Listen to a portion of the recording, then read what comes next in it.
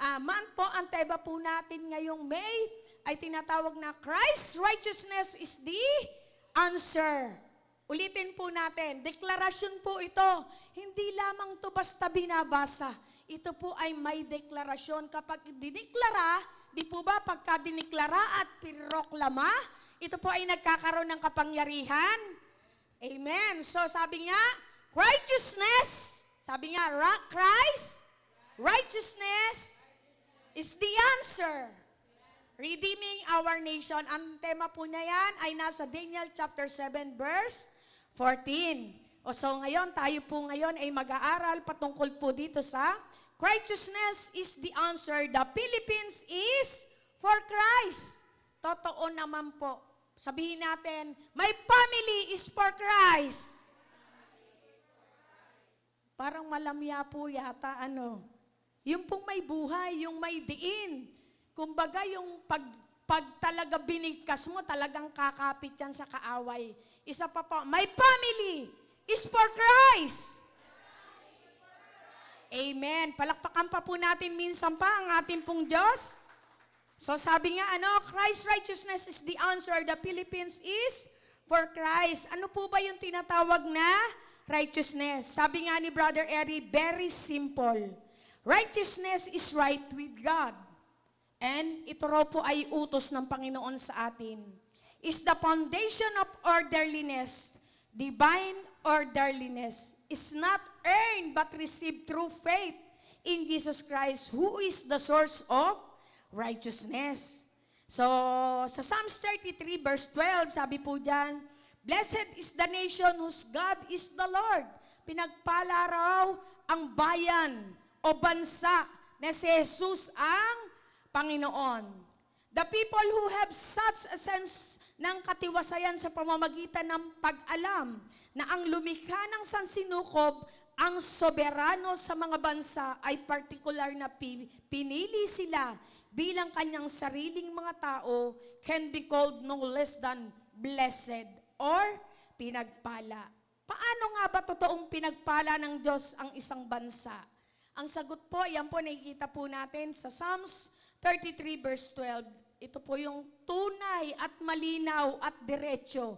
Mapalad ang bayan na ang Diyos ay ang Panginoon. Hindi nangangahulugan, mapalad ang isang bansa dahil isang beses lang ito nananalangin sa isang taon o dahil laganap ang simbahan sa bawat kanto. Ang susi ay ito, dapat si Jesus ang Panginoon, hindi lamang isang simbolo, kundi ang sukdulang hari. Ang pagpapahayag na para kay Kristo ang Pilipinas, ito ay isang matapang na pagtindig na sa isang mundong puno ng mga Diyos-Diyosan, pera, kapangyarihan, kasikatan at maling relihiyon, pinipili natin si Kristo bilang tanging daan, tanging katotohanan, at tanging buhay. Ito ay panawagan sa paggising at pagsibol, panawagan upang bumalik sa pagkapanginoon ni Jesus sa bawat aspeto ng buhay. Kung tunay na nating ninanais makita ang pagpapala ng Diyos sa Pilipinas, ang tanong natin ay ito, totoo bang Panginoon si Jesus Christ ng ating bansa? Amen. Itinataas natin ang pangalan ni Jesus hindi lamang sa ating mga simbahan, kundi sa ating mga syudad, silid-aralan, hukuman, at kultura. Ang mensaheng ito ay hindi para pamahalaan lamang, kundi para sa bawat Pilipino upang tayo'y bumangon bilang isang taong hiwalay para sa Diyos, isang bansang nasa ilalim ng kanyang pamumuno, isang lupang pag-aari ni Jesus para kay Kristo ang Pilipinas. Hallelujah! Di po tayo nangangampanya, kinakampanya natin ay walang iba kundi si Jesus ang siyang maghari sa ating pong minamahal na bansa. Amen po ba? Paliitin po natin. Si Jesus ang nagmamayari ng ating pong bawat pamilya. Kumusta po tayo? Bilang tatay, bilang nanay, bilang mga anak at bilang magkakapatid. Sabi doon sa isang nabasa ko, sabi ni Derek Prince, Sabi niya, ang mga Kristiyano raw kaya nagiging talunan, 68 minutes nagbabasa ng salita ng Lord sa loob ng isang linggo. Nag-divide ako. Kinumpute ko, sabi ko, ang liit na porsyento nun. Paano magtatagumpay sa buhay? Tapos sabi niya, pero 3 oras bawat araw sa social media, sa television, aray. So, biruin nyo yon, 3 oras kada isang araw sa social media, sa mga anumang pinagkakaabalahan, sa mga bagay-bagay sa buhay na wala namang kahalagahan. Minsan po'y nanood ako may pinanood ako, no? Siguro umubos ako ng 2 oras. Sinala ko doon kung ano yung natutunan ko. Siguro nasa 1% lang. Napakaliit na porsyento para lumago ang iyong espiritual na pamumuhay. So balik ta rin po natin. 3 oras ka magbabasa ng salita ng Diyos araw-araw, 68 minutes ka magbababad sa social media sa loob ng 1 linggo. Tiyak daw po ang tagumpay sa isang tao, sa isang pamilya. Biruin mo yon, nung sabi ko 68 minutes, hindi ba 68 minutes? 60 minutes, 1 oras. Yun ginugugol niya sa loob kinukonsume niya yung sa loob ng 1 linggo. Samantalang 3 oras siya sa social media sa loob ng 1 araw. Imagine niyo po yun, paano hindi magiging talunan. Paano niya idideklara na ang Diyos ng kanyang pamilya. So sa buhay po ng bawat isa, napakainam po na ako po ay patuloy na natututo sa banal na Santong Espiritu. Yung pong Psalms 23, kaakibat naman po dito yun. Pag dinideklara mo, the Lord is my shepherd over our family. I shall not lack. I shall not want. I have everything I need. So pag idideklara natin, palakihin natin. The Lord is our shepherd in our barangay. We shall not lack. We shall not want. We have everything, all we need. Amen po ba? Palakihin pa natin. The Lord is our shepherd in the Philippines. We have not lack. We have not want. We have everything we need. Amen po ba? Kulang lang po yan ang deklarasyon sa ating pong mga buhay. Praise God. Yung palakpak po na yan para po sa Lord, igiyan natin. Siglahan natin. Dahil may lakas tayong ibinigay sa atin ng ating pong Diyos. Imagine nyo po, pagpuno kayo ng problema, punong-puno kayo ng depression or stress, ang sasabihin nyo pag umaga, bukas po Lunes, sabi nung iba, Lunes na naman. Trabaho na naman. Di po ba napakasarap pagising mo? Lord, I love you, Lord. I love you, Jesus. I love you, Holy Spirit. Binigyan mo na naman ako ng panibagong araw ngayon upang ikaw ay parangalan, sambahin at patutuhanan na ikaw nga ang Diyos ko ngayong araw. Buhay at mananatiling buhay sa lahat ng aking pangangailangan. Amen? Sino po rito yung may mga word of God na binigay ng Lord? Taas po ang kamay. Yung pong mga ibinigay sa inyo ng Lord, na salita na yan, hindi lang yan basta-basta at napatunayan ko po. Isulat nyo po yan, dikit nyo sa dinding niya, kaysa kung ano-ano yung nakabitin dyan. Kada kasaan magpupunta, akala mo, ink lang yan. Hindi po yun basta ink lang. Iyon po ay may kapangyarihan. Kahit hindi ikaw ang binigyan ng word na yon, kada nakikita nila ang salita ng Lord, nagsasaturate yun sa puso ng isang tao.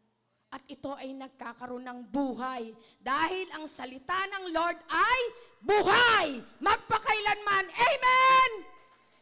Pag tiningnan niyo po, yung Psalms 23, 1-6, at dun sa, sabi nga, dun sa verse 1, TPT translation, sabi niya rito, si Yahweh ay aking kaibigan at ang aking pastol, hindi ako magkukulang. Yung pinakahuli, sabi niya, pagdating ng panahon natapos ko na ang gawain dito na ibinigay mo, ako ay pupunta dyan sa piling mo at kapiling ka magpakailan pa man. So habang tayo po rito ay nabubuhay, mayroon pong rason at may layunin ang ating pong Panginoon araw-araw. Kailangan lang po nating mabuksan ang bawat salita po ng Lord ay patuloy na nahuhubaran sa mga Kristiyanong masipag, diligently, who seek Him. Sabi nga, draw near to God and He draw near to you. Lumapit ka sa Panginoon at lalapit siya sa iyo. Kung kulang ka ng kaalaman, sabi niya, humingi ka at bibigyan ka ng Panginoon. Dahil siya lamang ang makapagbibigay nito sa ating pong mga buhay. Kaya nga, para kay Kristo ang ating pamilya. Para kay Kristo ang Don Bosco. Para kay Kristo ang moonwalk. Para kay Kristo ang Paranaque. Para kay Kristo ang Pilipinas. Hallelujah! Praise God! Sa deklarasyon pa lang po natin, panalo na tayo. Bakit? Diyos na mga Diyos ang ating pong sinasamba at itinataas. So, sa ating pong pagpapatuloy, sabi nga, ang bansa, number 1, ang bansang pinagpala ng Diyos ay dapat kilalanin siya bilang Panginoon. Mapalad ang bayan na ang Diyos ay Panginoon. Psalms 33 verse 12, letter A.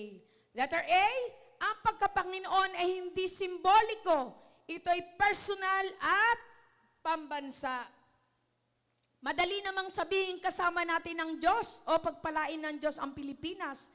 Pero ano nga ba ang tunay na ibig sabihin kapag sinasabing Panginoon ng isang bansa ang Diyos? Ang maging Panginoon ay nangangahulugang siya ang judge, pinuno, at hari. Hindi lamang siya dumadalaw tuwing pista o relihiyosong pagtitipon. Nagpapatuloy ang kanyang paghahari araw-araw. Ang pagpapalang ipinangako sa awit 33 verse 12 ay hindi parang sa bansang basta-basta lang binabanggit ang Diyos, kundi para sa bansang sumusunod sa kanyang kapangyarihan. Amen po? Sa Pilipinas, makikita natin ang mga simbolo ng Kristiyano. Hindi po ba may mga cross? May makikita po tayong mga tao, ano? Bago sumakay ng motor, ako po minamamasdan kasi, bago sumakay ng motor, bago mag-drive, nagsasign sila ng cross. Minsan masarap pong mamiloso po no? Iligtas ka ba niyang sign na yan? So ang maganda po siguro, kilala mo ba yung gumawa ng cross na yan? Yung nagpasa ng cross na yan para sa'yo? So, ako po, sinisingit ko yun, pinagsisikapan ko talaga pag nakakita ko ng ganong pagkakataon. Si Jesus, kitang-kita ka. Kahit di ka mag-sign of the cross, kaya kang iligtas. Sambitin mo lang ang pangalan niya. Dahil sa Romans chapter 10, verse 9, sabi niya, sino mang tumawag sa Panginoong Hesus ay maliligtas. Totoo po yun. Kaya nga po, napakabuti po, hindi lamang ito basta simboliko. Sabi niya, sa halip na simbolo, pagsuko ng iyong buhay sa Panginoon. Sa halip na kultura, kasunduan. Sabihin kung anumang relihiyon yan. Basta pag-iisa natin ang pagbigay ng parangal sa ating pong Panginoon. Pagrespeto sa buhay ng bawat isa. Iyon yung kanyang pamamaraan. So ang maganda po doon, magkasundo tayo. Hindi natin pag-aawayan yan. Pagkasunduan natin ang pagkilala sa iisang Diyos na namatay doon sa krus ng Kalbaryo para sa iyo at sa akin. Amen po ba? Hindi lang basta-basta simbolo yan. Ibig sabihin, hindi lang basta tradisyon. Ito ay pagbabago. Marami nga tayong napapansin, minsan yung tinatawag na New Year resolution, wala na yon. Sa mga anak ng Lord, araw-araw ninanais siya na mabago. Amen po ba? Dahil ang isang anak ng Diyos ay may espiritu na mayroong strong conviction na kapag siya ay nagkasala, andyan ang banal na santong espiritu na inuuliglig yung puso niya. There's something wrong. Merong kang masakit na nasabi, you have to confess. Di ba hindi po tayo napapakali? Hindi pwedeng ibigay sa atin ng mundo yon. Pero ang Diyos, kayang ibigay sa atin. Yung mga conviction na yan and revelation sa pamamagitan ng kanyang salita kung paano tayo magbabago. Lahat naman tayo dito, binago ng Panginoon. Amen po ba? Lahat din tayo, matitino dito. Amen po ba? Lahat din tayo, sisipag na tayo sa pag-aaral ng salita ng Lord dahil nandun ang tagumpay sa ating pong mga buhay. Amen po ba? Assignment nyo po yung mga binigay sa inyong word ng Lord para hindi nyo malimutan dahil di naman tayo computerized yung utak natin. Ang computerized lang daw po sabi nung isang aking tauhan, ma'am, computerized na yung karma ngayon. Pag gumawa ang isang tao ng kasalanan o mali, maya-maya lang, andyan na yung kapalit. Ibig sabihin, konsekwensya sa lahat ng ating pong mga ginagawang mali. What you sow is what you reap. Totoo naman yun dahil salita ng Lord. Ano man ang iyong tinanim, iyon yung ating aanihin. So maganda po, magtanim tayo ng mga salita ng Lord sa ating pong puso. Lagay natin dyan kung saan natin yan mabasa. Alam niyo po, magugulat po kayo isang araw. Nagkakaroon nyo ng manifestation sa ating pong mga buhay. Of course, lalo na kapag nagkakaedad na, sabi nila na, asan na yung salamin ko? Andun pala sa ulo. Saan cellphone ko? Wala. Andun pala sa kilikili. Di po ba? Kaya maganda po, paalala po natin sa ating pong mga sarili at tulong na rin natin yon sa ating pong mga sarili. Sa sandaling tayo ay nanghihina, mapapalakas tayo ng salita ng ating pong Panginoon. Amen po ba? Lalo na nga po, halimbawa, tayo, hindi naman tayo lagi, kung hindi naman tayo bangko, para kulangin, lalo na financially. Pero ang Diyos may pinangako siya. Di kanya pagkukulangin sa anumang bagay. Kailangan mo lang siyang pagtiwalaan. At yung salita niya na binigay sa'yo, kailangan mo tong kapitan. Dahil may pananampalataya. At nagtitiwala tayo sa Panginoon. Dahil ang nagsalita nun ay hindi basta-basta lang. Ang Diyos na nagsalita nun ay buhay. Na nagbabantay ng kanyang salita at inaantay niya yon hanggang sa ito ay magkaroon ng kaganapan sa iyong buhay. Kaya masarap mamitas ng salita ng Diyos araw-araw. Kala mo mas importante yung labahin mong matapos o ang trabaho mong mapagtagumpayan mo? Mas importante at mahalaga ang salita ng Diyos na revelasyon sa iyo araw-araw. Ito ay magbibigay sa iyo ng tagumpay. Hindi lamang ito magbibigay sa iyo ng lakas na pisikal. Ito ay magbibigay din sa iyo ng lakas espiritual upang mapagtagumpayan mo ang anumang bigat sa araw-araw ng iyong buhay. Amen po ba? Bakit sabi nga, bakit niyo ako tinatawag na Panginoon? Panginoon, ngunit hindi niyo ginagawa ang aking mga sinasabi. Nasa Luke chapter 6 verse 46. Sabi nga, pag binamahal mo ang Diyos, yung sinabi niya sa iyo, gagawin mo. Siyempre, minamahal mo, di ba? Sa mag-asawa lang, pag sinabi sa'yo, sinusunod mo. Pag hindi mo sinunod, ay war kayo niyan. Di po ba? Maganda po, lalo na po pag sinabi sa atin ng Panginoon, sinusunod po natin. Kaya nga ba't sinasabi niyo, Panginoon, Panginoon, ngunit hindi naman niyo ginagawa ang sinasabi ko. Ano yung sinasabi ng Panginoon? Nasa kanyang salita. Paano mo malalaman kung ano yung sinasabi niya? Basahin mo. Ang dami na, hindi na mahirap ngayon. Meron na sa internet, napaka-easy. Pero, easy nga ba na basahin ng salita ng Lord? Minsan yung iba kung kailan magbabasa ng salita ng Lord, doon inaantok. Pero kapag may ginagawang ibang bagay, dilat na dilat ang mata, maliksi pa. Pero pinakamainam po sa isang anak ng Diyos, kaya natin siya tinatawag na Panginoon, handa nating sundin yung kanyang sinasabi. Paano raw po mangyayari yon? Sa bawat umaga ng iyong buhay, ay patuloy mong isuko ang iyong sarili, ang iyong kabuuan. Hayaan mo ang isip mo ay mapuno ng salita ng Diyos at ang iyong puso ay patuloy maka-anchor sa kanyang kapangyarihan. Hindi ka mamamali ng desisyon. Sigurado yun. Hindi mo lang basta kasama ang Lord, pinangungunahan ka pa niya. sa bawat desisyon na gagawin mo sa iyong buhay. Napakasarap po nun. Wala nang ibang sasarap pa. Sabi nga ni Derek Prince, siya raw ay nadistino sa isang lugar, kampo ng mga militar. Sa dami niyang aklat, hindi niya alam kung anong dadalin. Nireveal sa kanya ng Panginoon, ito ang dalin mo. Pero, hindi pa siya nakakakilala sa Panginoon. Sabi niya, okay, parang excited ako dito sa libro na to. Hindi basta-basta to libro. Ang dinala niya, sa dami niyang pagpipilian, ang dinala niya ay walang iba kundi ang Biblia. Ang sabi niya, sa loob ng 9 na buwan, nabasa niya na ang Genesis to Revelation. At habang binabasa daw niya, nung nandun na siya sa Job, sa book ni Job, inaaral daw niya ang Biblia. Nang nandun na siya sa book ni Job, siya na ang inaaral ng Biblia. Sabi ko, wow. Kapag binabasa mo ang salita ng Lord, akala mo ikaw yung nag-aaral sa Kanya, pero ikaw yung inaaral at tinuturuan ng Biblia. Amen po ba? Dahil ang Biblia ay Biblia ng Panginoon. Ito ay buhay, makapangyarihan, hindi lang niya basta ink na binabasa. Iyan, pag binabasa mo, gumuguhit. Lalo na kapag isinusulat mo, gumuguhit yan sa isip mo, bumababayan sa puso mo. Hanggang nagsasaturate yan.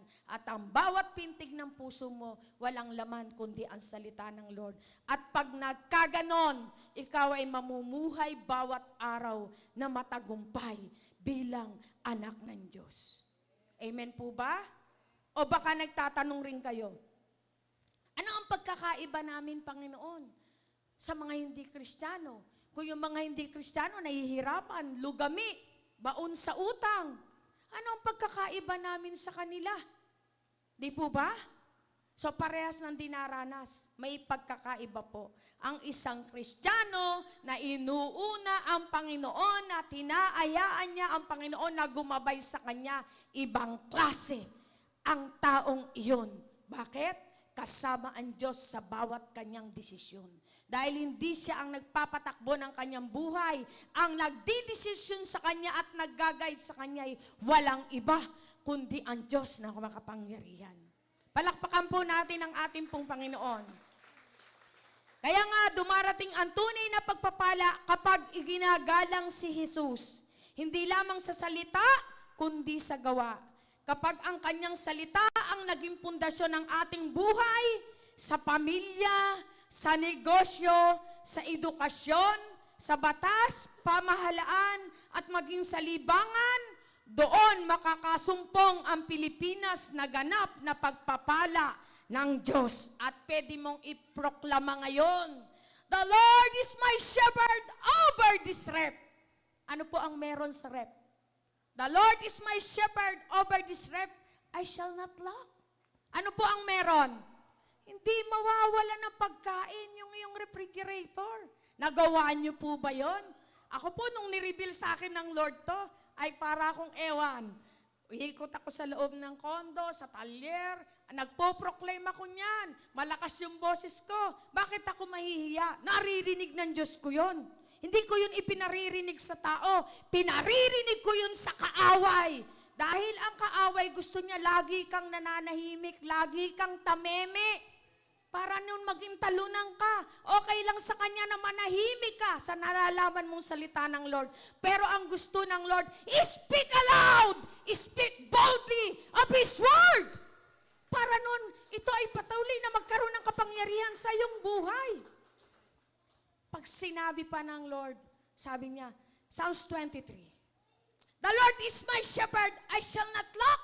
Over this cabinet, ano ang meron? The Lord is my shepherd, over this table, I shall not lack. Ano ang meron? Ano ang hindi ka kukulangin? Di ba? Pag-pray mo, di ba? The Lord is my shepherd, over this word of God. Ano ang meron? Kasaganaan. Pag diniklara po nyo yan, talagang magkakaroon ng kapangyarihan yan. Sabi nga, hindi lamang daw ang poverty ay sa wallet, even spiritual. Kasi gusto ni Satanas, manahimik ka lang. Pero sabi nga ng Panginoon, may babasahin po ako sa inyo. Sabi niya rito, sabi niya, we must be spoken daily, boldly, with expectation. You cannot be passive in spiritual warfare. The enemy is hoping you stay quiet, that you tolerate just enough to keep praying. Small praying and living under invisible.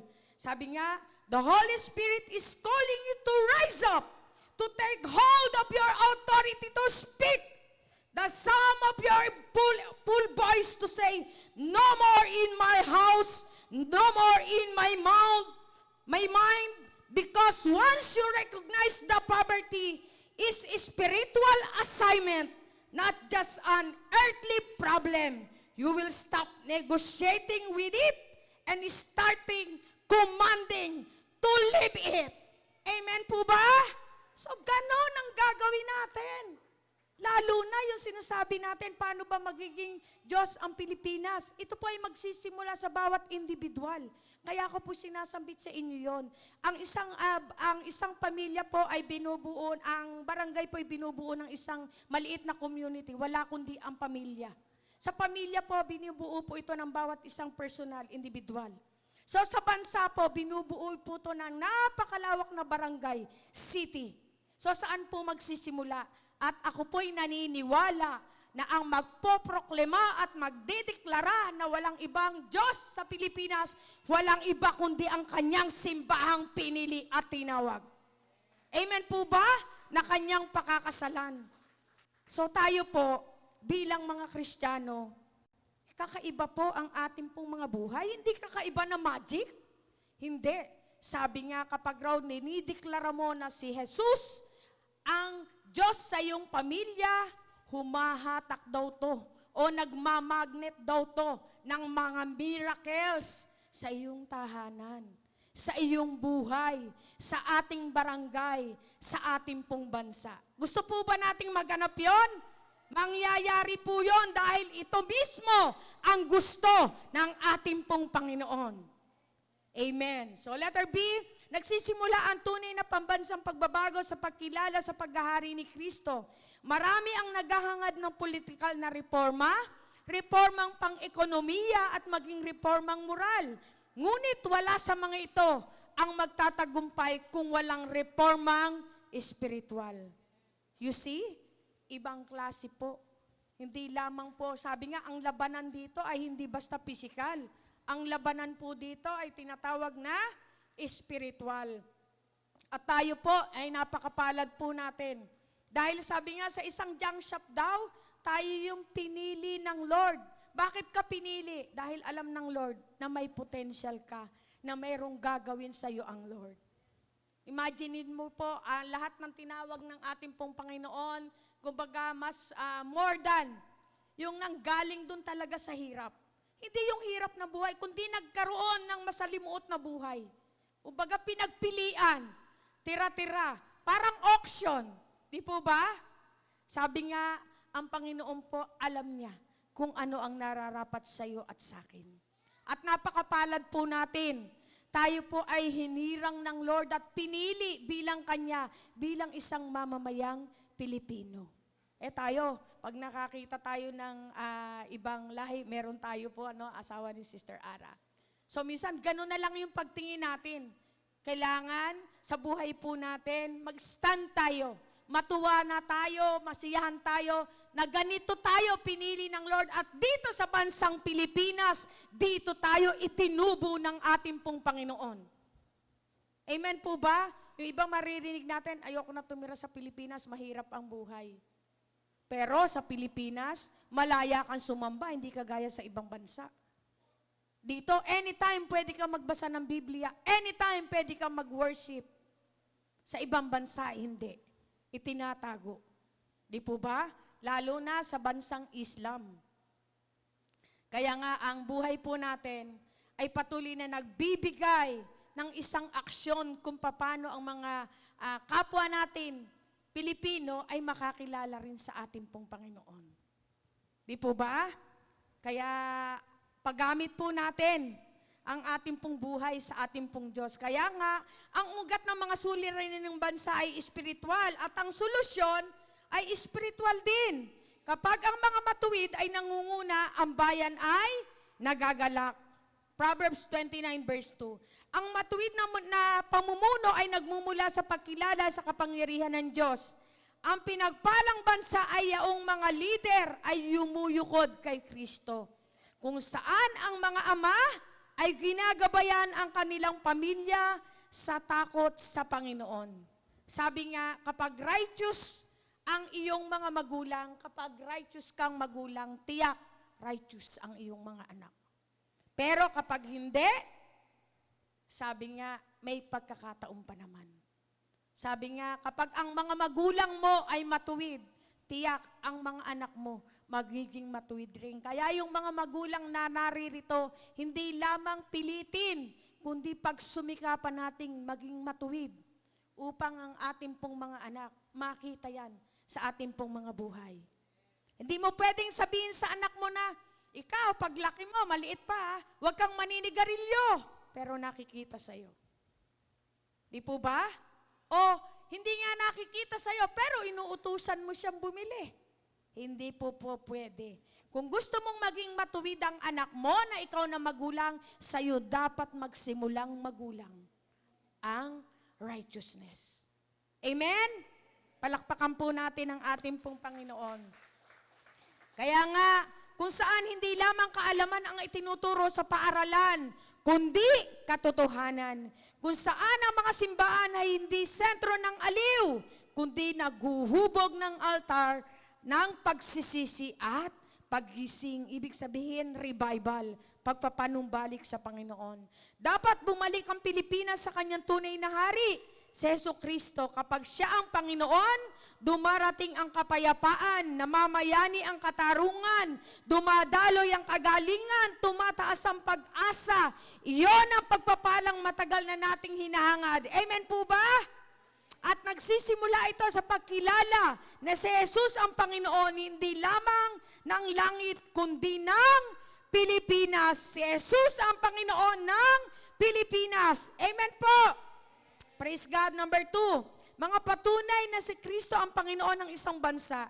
Kapag tunay na naghahari si Kristo ang kanyang pagkapanginoon na hindi nakatago, nagiging malinaw ito sa mga konkreto at makikitang paraan sa buong lipunan. Narito ang di matatawarang palatandaan ng kanyang soberanong paghahari. Letter A, katarungan sa pamumuno at hustisya. Nasa Kawikaan chapter 14, verse 34. Basahin po natin. Ang katwiran ang nagpapaarangkada sa isang bayan, ngunit ang kasalanan ay kahihiyan ng tao. Sabi niya, integridad sa pamahalaan. Sa bansang hinaharian ni Kristo, tapat ang mga lingkod bayan. Pagpapahayag ng batas ay patas, nababawasan ng korupsyon at naglilingkod ang mga opisyal ng hindi ng aabuso. Ako po ay minilalakad na permit sa munisipyo. Biruin mo, nag-start kami ng January, katatapos lang. Ako po'y tuwan-tuwa nung umakyat po ako sa building. Natuwa po ako at may kinausap po ako doong isang babae. Pwede ko po bang ganito, ganyan? Sabi niya, bakit mo sa akin yan isinasalaysay? Sinasalaysay sa Tagalog, ano? Sinasalaysay, hindi ko yan naiintindihan. Bibigyan kita ng naka-assign ngayon. Binigay po sa akin yung personal nung araw na yon. Natuwa po ako sa Panginoon. Natuklasan ko, meron pa palang mabait sa government. Di po ba karaniwan sa kanila, lalo na pagka magbe-break na, wala na silang time sa'yo. Sabihin, close na, ganyan, ganito, ganyan. Ako po ay natutuwa, in-entertain niya ako. Sabi niya, sige, gagawin na lang natin na ganito. Nung tinitingnan ko po siya, tuwan-tuwa po ako. Lord, marami pa palang natitirang mabubuti at mababait at may pusong nasa pamahalaan na namumuno sa aming pong gobyerno. Di ko alam kung Kristiyano siya o hindi. Ang nabanggit ko lang po, Lord, salamat. Mayroon pa palang mga natitirang mabubuti at matitino. At mayroon pa po doon sa amin pong sa Baliwag po ay mayroong 2 barangay doon, ano? So ito lamang po yung nasaksihan ko. Ang barangay po doon, barangay captain, alam niyo po ba, siya yung sumasalubong at sumusundo sa mga estudyante. Ginagamit yung sasakyan nilang, yung mga e-trike, kinukuha niya lahat yung mga nag-aaral na pang umaga, yung mga taga-kanila, at dinadala niya sa paaralan. Sinusundo niya rin yun sa hapon. Pag namasdan mo yung paglilingkod na yun, talaga namang mapapahanga ka. At pag may kakailangan ang kanya pong mga pamayanan, siya po mismo ang sumasama. At yung mismong sa amin pong lugar, yung amin pong namamahala doon, walang gabi at araw sa kanya. Pag kinatok mo siya, sigurado sasama siya. Yahatid kung mayroong nasa ospital, kasama pa siya. At kalimitan po siya pa yung nagpapaluwal at gumagasta. Walang oras na pag tinawag mo hindi kanya pupuntahan. Tiyak na pupuntahan kanya. Ito po ay nakakatuwa. Alam nyo lang, ang politiko, siyempre, ang politiko marumi eh. Alam mo, binabangga sa kanya, yung kapitan na yan, pati hindi nararapat tulungan, hindi naman niya kabaryo, tinutulungan. Hindi po ba dapat ang pagtulong ay para sa lahat? Wala kang pipiliin, kaya baka babaryo mo yan o hindi. So siya po talaga ay laganap yung pagtulong niya. Talaga pong nakakatuwa, natitikman niyang mawala ng pera dahil sa pagtulong sa iba. Ito po ay gusto ng ating pong Panginoon. Alam niyo po, kahit anong ibato sa kanya ng tao, o sino mang kalaban niya, hindi sila pinapansin dahil alam nila yung tao na to nagtanim. Hindi lang sa pagpapaganda ng pisikal, na literal na barangay. Nagtanim siya ng mabuti sa bawat puso ng tao. Nagtanim siya sa bawat puso ng isang sambahayan. Kaya kapag siya ay nakita mo talaga naman, siya rin ay nagpapatrol sa kanyang barangay, sa amin pong barangay. Masipag siya na naroroon. Kasama siya ng mga tanod. Kahit natutulog, bumabangon. Kahit halimbawa sa ospital, ilalabas. Tatawagan yung kapitan, walang pambayad. Sino po ang sagot? Yung kapitan. Sabi po nung asawa niya, talaga naman ibinigay niya na yung kanyang buhay sa paglilingkod sa Panginoon. Alam niyo yung sabi nung kapitan, dito siya masaya, dito siya maligaya, at alam niya na ito yung tama. Isa lamang daw ang panalangin niya. Bigyan siya nawa ng Diyos ng lakas at karunungan upang mapamunuan niya ang kanya pong minamahal na barangay. Amen po ba? Si Brother Eddie po ay may nabanggit siya, no? During that time na campaign, si Dolphy Jr. po ay nakakilala sa pamamagitan ng television. At ngayon, si Brother Eddie po ay patuloy na magaling din siyang magsiyasat no? Si Dolphy Sr. daw po ay inuudyokan noong mga panahon ng kanyang kasikatan na tumakbo ng presidente. Ang sabi daw po ni Dolphy, ayoko. Sabi daw po ng mga naghihikayat sa kanya, ba't ayaw mo? Sabi ni Dolphy Sr., natatakot ako. Sabi niya, matatakot ka? Mananalo ka, sikat ka, tayo ang mamamahala ng gobyerno, tayo ang mamamayani. Iyon nga kaya ako natatakot. Kawawa naman ang mamamayang Pilipino kapag ako ay nanalo. Imagine nyo yun. Bakit? Alam niya na hindi niya kaya makipagtagisan sa mga pangulo ng bawat bansa. Tumatanggi sa kapangyarihan dahil alam niya ang kapasidad ng kanya pong buhay. Hindi ito magic o arte. Ito ay aktual na pamumunuan niya ang minamahal nating bansa. Pero hindi siya pumayag. Makikita po natin na wala doon yung sarili niyang hangarin, kundi nasa ating pong pamayanan. Kaya nga, sabi rito, ang katarungan at pamumuno ng hustisya, kaya napakainam po halimbawa sa ating pong minamahal na bansa, ang mga lokal na opisyal ay nagpapakita ng paglilingkod na pamumuno, pinahalagan ang pangangailangan ng barangay, higit sa sariling kapakinabangan. Nakikita ng mga kapitbahay ang ebanghelyo at aksyon. Ang ganitong uri ng pamumuno ay patunay na si Kristo nga ang Panginoon ng ating mga batas at mambabatas. Amen po! Ang galing po, Kaya sa darating po na ating pong botohan, tayo po ay maging matalino. Tayo po ay maging matalino, hindi yung, okay, meron pong mga namimigay, totoo naman.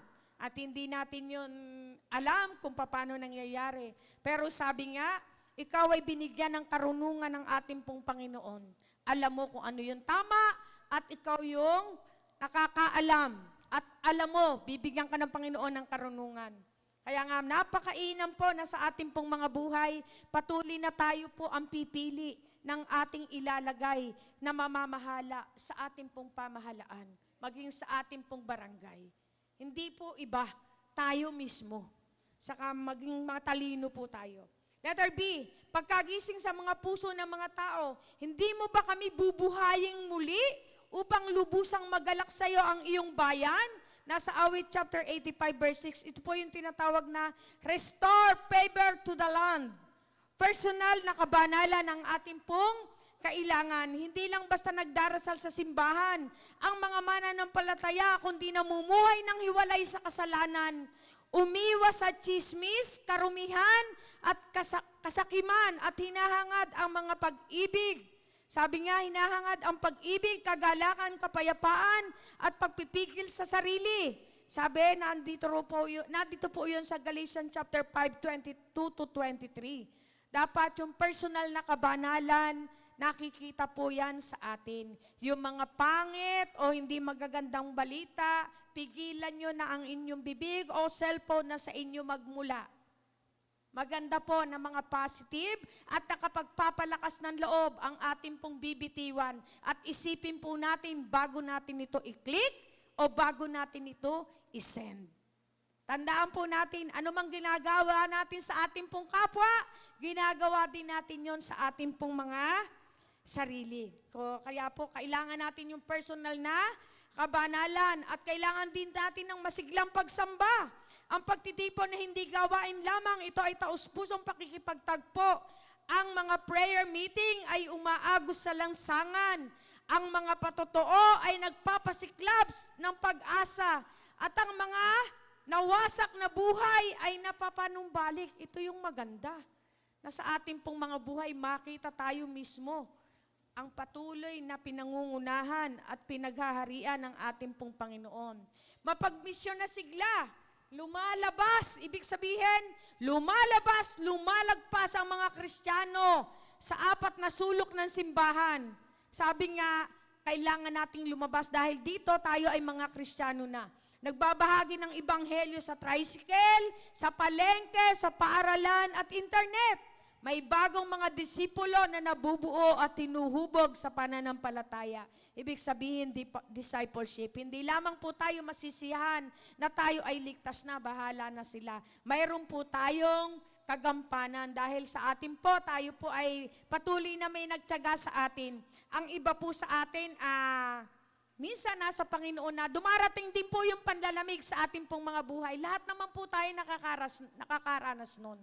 Pero pasalamat po tayo sa Panginoon. Sa tuwing darating yung panlalamig na yon, hindi nawawala ng Diyos na pambawi sa iyo. Nagpapadala sa iyo ng isang kapatiran upang ikaw ay akaying muli, upang manumbalik, uminit muli sa ating pong Panginoon. Amen po ba? Marami po yan, hindi nawawalan. Minsan po kasi pagka merong nakitang sa ating pong church, pahinga muna ako. Pwede naman, huwag mong patagalin. Pwede naman sandali. At hindi yun gusto ng Panginoon. Kung pumayag ka man ng ganun, hindi payag ang ating pong Panginoon. Alam niyo po, ako'y nakarinig ng isang testimony ni Pastor Jade ng Bukawi. Siya po ay patuloy na nagdeklara na talagang binago siya ng Panginoon. Nag-undergo siya doon sa dinatawag na disciplinary action. Sabi niya, kapag na-DI, marami naman, ganun din, umaalis sa church, ganun, ganire. Pero walang nagbabago. Pero siya talaga ay patuloy na nagpasakop sa Panginoon. Alam nyo, ginagamit siya ng Lord ngayon mightily. Bakit? Hinayaan niya ang Panginoon na siyang gumawa ng proseso sa kanya pong buhay. Amen po ba? Lahat naman po tayo, may pagkakataon na tayo nanghihina at nanlulupaypay. Pero ang gusto ng Panginoon, di ka manatili dyan. Ang gusto ng Panginoon, rise up! Bumangon ka, lumabang ka, dahil ang gusto ng kaaway ay iyan. Pero ang gusto ng Diyos, bumangon ka, lumabang ka, upang magtagumpay ka sa buhay. Amen? Palakpakan po natin ang ating pong Diyos. Ano mang paghihirap yan, nagdadaan lang po yan sa ating pong mga buhay. Kaya nga sa ating pong mga buhay, patuloy nga po ang ating pong minamahal na bansa sa mga komunidad na nadaig ng pagkagising sa Espiritu. Makikita mo ang mga pamilyang nananalangin sa madaling araw.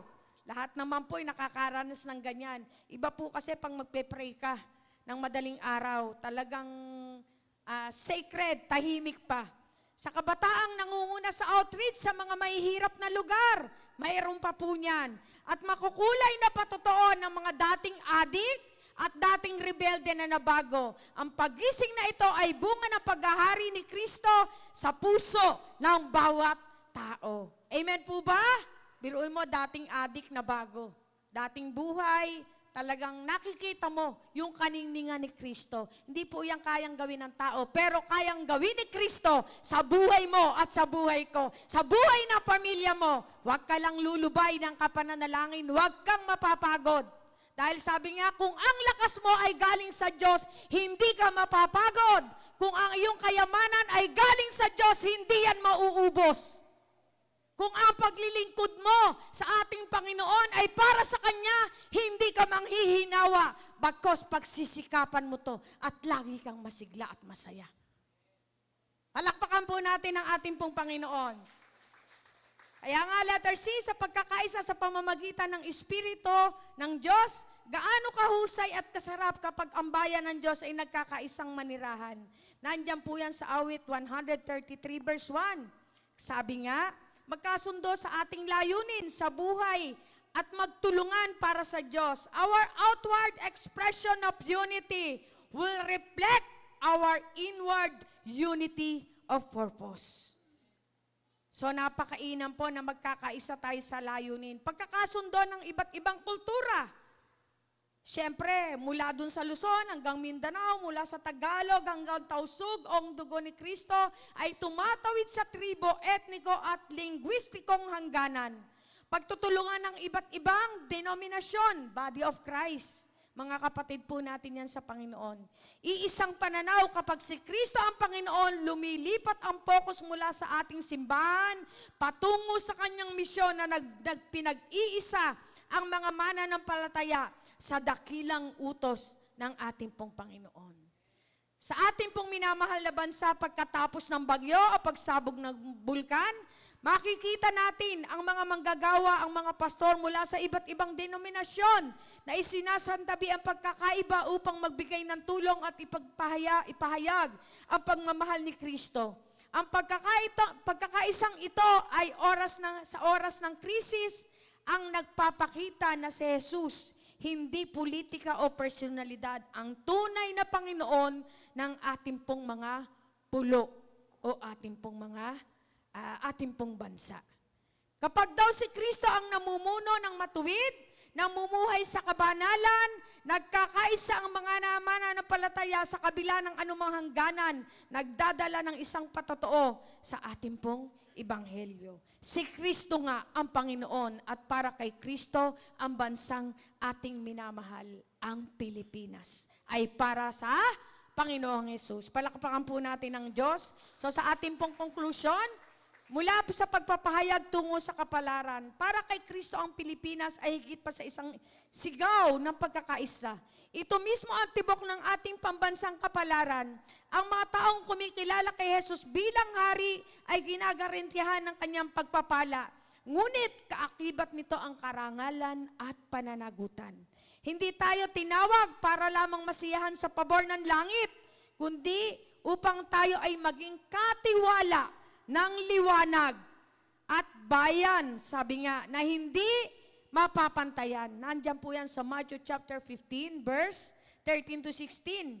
Una, sabi nga, itakwil, sabi nga sa ating pong mga buhay, itakwil natin ang anumang kalahating pagtatalaga o yung 50-50 na pagtatalaga sa ating pong Panginoon.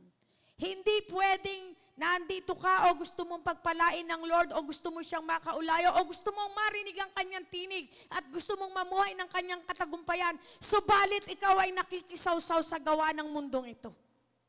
Ultimo maliit na kasinungalingan, iyan po ay counted sa ating pong Panginoon.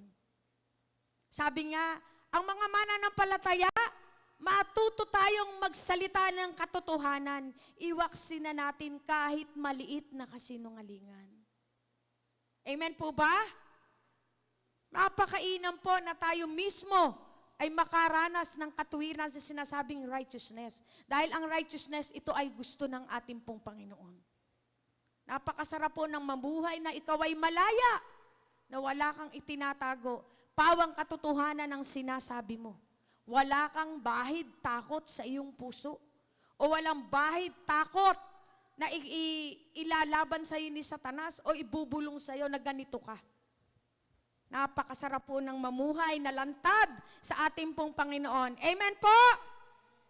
Kaya nga, kung tunay na Panginoon si Kristo, dapat ang kanyang salita ang mamamahala sa bawat isip, salita at gawa natin. Bilang mga individual, siyasatin natin ang ating mga puso ngayong araw at magsisi sa anumang pagpasasa sa sarili kaysa sa tagapagligtas. Example po, saan ka masaya? Sa mundo o dito sa iyong pagiging Kristiyano? Pag sinabi pong sa mundo, yung mga galaw ng mundo, ang iyong hinihiligan, ang iyong mga libangan, ito yung iyong mga ginugusto. Pero kapag ikaw ay isang Kristiyano, na sabi nga ay right yun, nasa iyo ang katwiran, ang nanaisin mo, walang iba kundi ang kalooban ng Panginoon at makapagpapangiti sa Kanya, na kung saan mismong ang pagpapala ay hahabulin ka kapag nangyari to sa iyong buhay. Sabi nga ni Brother Eddie, andun din yun sa Deuteronomy chapter 28, yung 1 to 14, iyon daw po ay pagpapala. 15 and onward, ito raw po ay sumpa. So kung ating pong buhay ay patuloy na naghihikahos, andun po sa Biblia, andito po sa salita ng Diyos ang ating pong katagumpayan.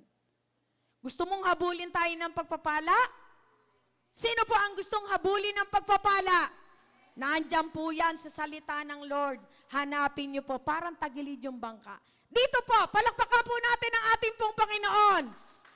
Praise the Lord, no? Sila nga lang, dito naman ang wala. Sabay-sabay po nating palakpakan ang ating pong Panginoon.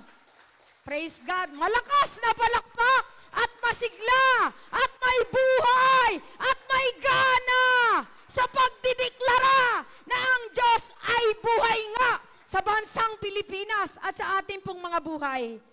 At sa ating pong panghuli, tumingin tayo ng may matatag na pag-asa kahit na dumating ang mga bagyo. Ang ating mga pundasyon ay nakatayo sa bato ng panahon. Ang parehong tagapagligtas na pinatatahimik ang dagat ng Galilea, ang may kakayanang patahimikin ang bawat bagyong sumasalanta sa ating pong lupain. Ang parehong Panginoon na nagtagumpay sa kamatayan, ang nagtitiyak na walang kadiliman ang mangunguna sa kanyang liwanag. Buong tapang na ipahayag, mapalad ang bayan na ang Diyos ay ang Panginoon. Para kay Kristo ang Pilipinas, ngayon at magpakailanman. Amen! Para kay Kristo ang ating pong pamilya. Amen! Para kay Kristo ang ating pong barangay. Para kay Kristo ang bansang Pilipinas. Para kay Kristo ang ating mga mahal sa buhay. Amen. Tumayo po tayo ng may kasigasigan sa ating pong Panginoon at patuloy po tayong aawit. Tayo po ay na may pinagpala ng ating pong Panginoon. Lalo na po dun sa pagdideklara ng salita ng ating pong Panginoon.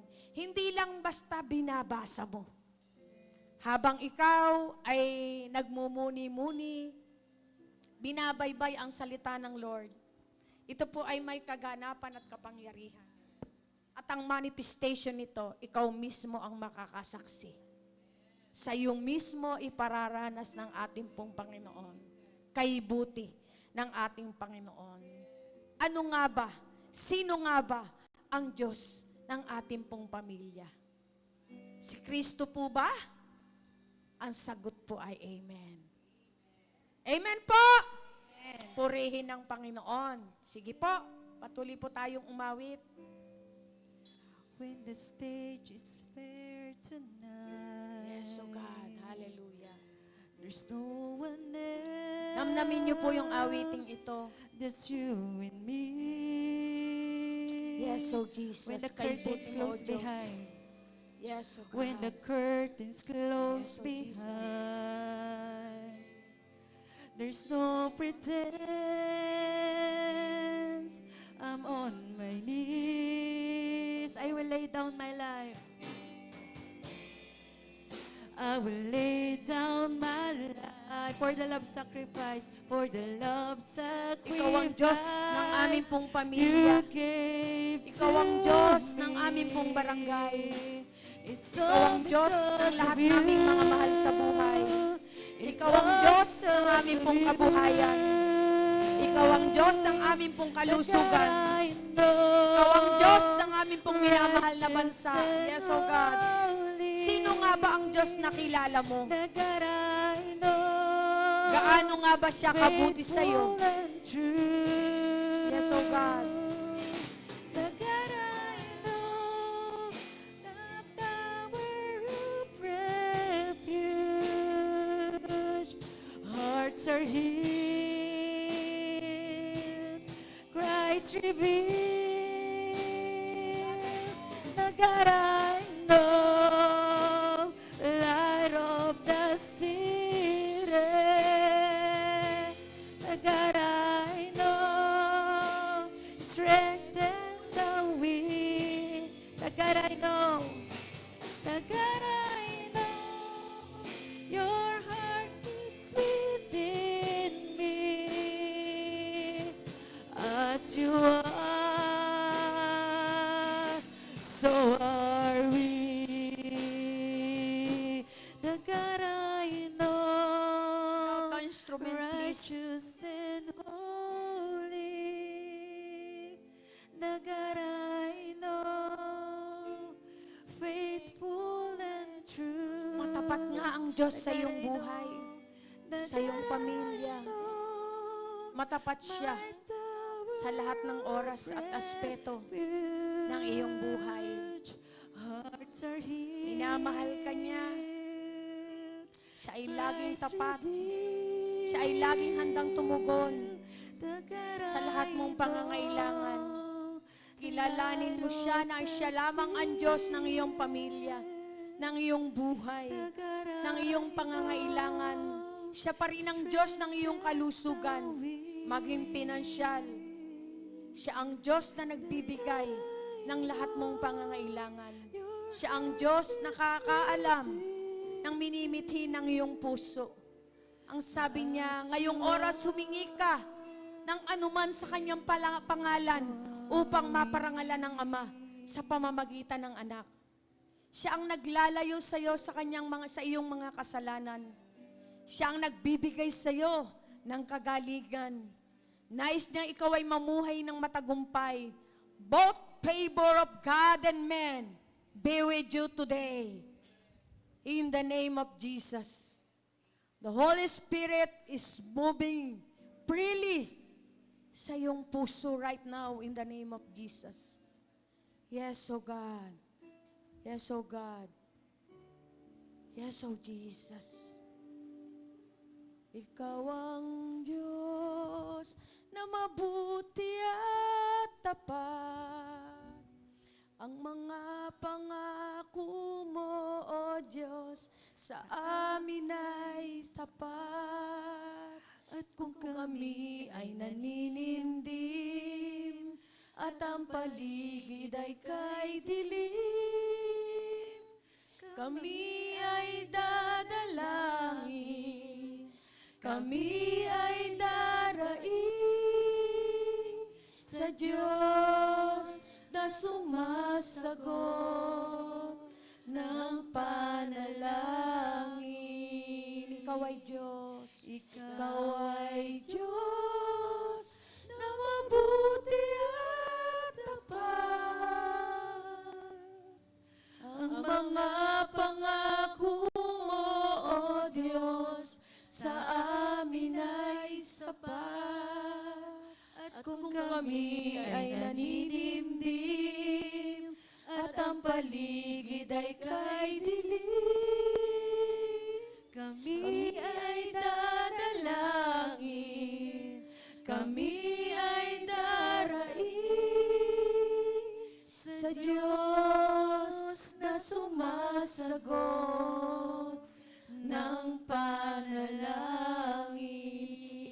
Diyos na sumasagot ng bawat hinaing ng bawat mamamayang Pilipino. Gawin mo po, Panginoon, ng iyong nais, habang iyong mga anak, Panginoon, na naglilingkod, habang nabubuhay, ay patuloy, Panginoon, maging masigla sa pagtanaw sa iyo, na ikaw ang Diyos na kaisa-isa, na nakatunghay sa kalupaan ng Pilipinas, sa patuloy na magpapala at magaganap, na mapalad ang bansa, na ang Diyos ay walang iba, kundi ikaw, Panginoong Yesus, ngayon at magpakailanman. Tanggapin po ang pinakamainam na alay namin pagpupuri bilang mamamayang Pilipino, bilang isang simbahan. Patuloy na pinagkakatiwala po namin sa iyo ang lahat ng bagay. Sa pangalan mo aming Panginoong Yesus, ito po ang aming panalangin. Amen and amen. Palakpakan po natin ang Diyos. Praise God.